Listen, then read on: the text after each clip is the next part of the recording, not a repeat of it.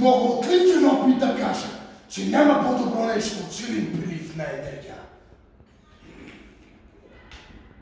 Няма значение колко си силен.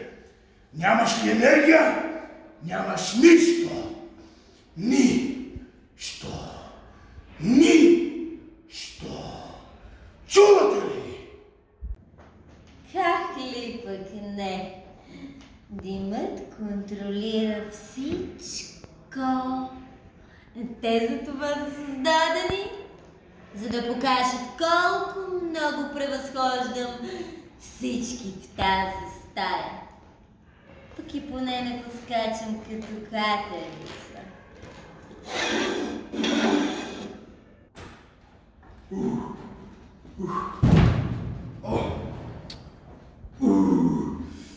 Давай! Едно! Две! Три! Свети на помпването! Давай! 4! Продължавай до 12! Давай! Докато вие, смешници, се опитвате да го зарибите, аз вече го уведох в фитнеса. Добре, мадамите! И ви кажем честно, в кърпа ми е вързана момчета. Ха! Загубеняци! Давай!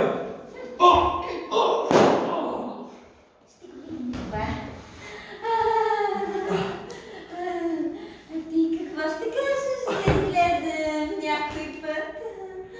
Ами да, съгласен съм. Разбира се. Хайде да опиташ нещо по-сериозно. Имам в зелено и в черно. Не! Това няма ако бъде! Аз го намерих първи! Той е мой! Не ваш! Мой!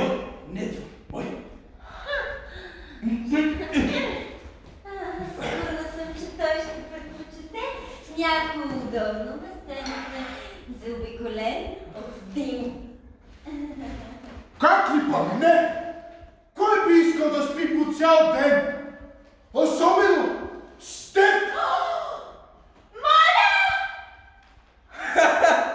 Като си прав, бате! Нема се лъжем!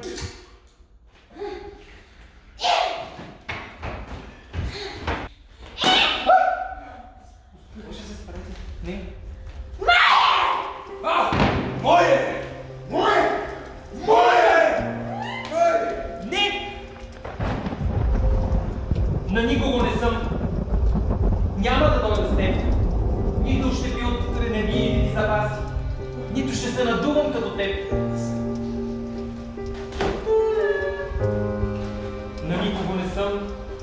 Тялото ми, мозъкът ми не се нуждава от вас. Ние, хората, сме наказани от хората си.